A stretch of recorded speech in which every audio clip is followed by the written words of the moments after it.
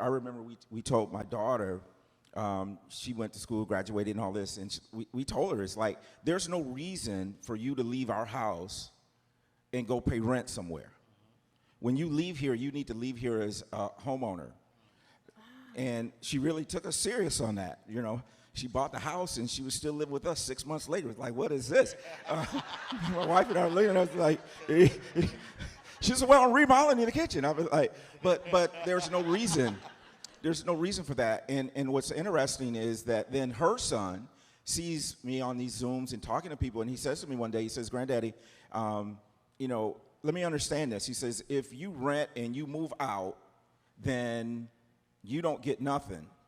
But if you own and you move out, they got to give you money. And so he's 7. And I said, basically, that's right, Cameron. He says, well, I'm never leaving. So,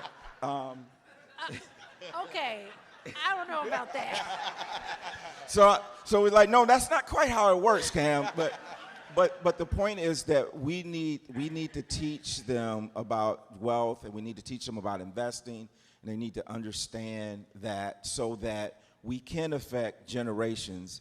You know, everyone's, you know, quoting, you know, a wise man leaves inheritance for his children's children and all that. We talk about generational wealth, but what are we doing to create it? Yeah.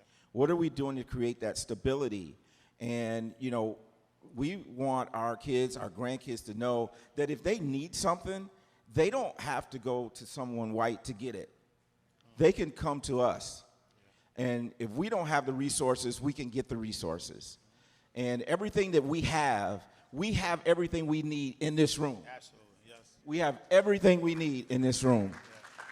Yeah. And so that's kind of how I feel about it. And so again, that we are building generations upon generations upon generations of wealth. And I love what Ash Cash said. It's not just money and material things and even land. It's wisdom, right? It's wisdom, it's knowledge, all that together. That's great. I don't want to play devil's advocate, but I'm going to play devil's advocate because part of a person's development is developing a sense of identity.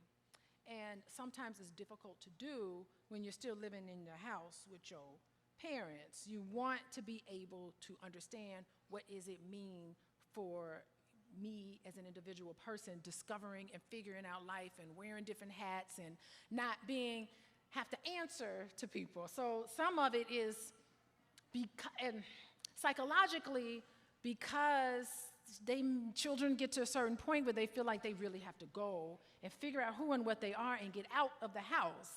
So I just wanted to bring that in because you mentioned. Well, that's why you have a mom and dad, right? Because mama's like, that's my baby. They're like, you got to go. Yeah, put the pressure on them, and it's healthy to put pressure on them. Yeah, right? It's like, you know, you want them to struggle. You want them to go through it and learn these things on their own. Yeah. But then there's that safety net. We're not going to let them hurt themselves, right? Right. But we'll let them go right to the edge, right? And it's because they have to learn. That's how we learn. How many people have walked around and said, I've learned through hard knocks, right? Through mistakes. If there's anybody in here that's not made a financial mistake, I'd like to see your hand. We've all made them, right? And our children's going to make them, and you're going to learn from them. That's the thing, is what am I to learn from this situation? Yeah, I was really sheltered, and I needed that. Lachelle, you want to talk about that, too?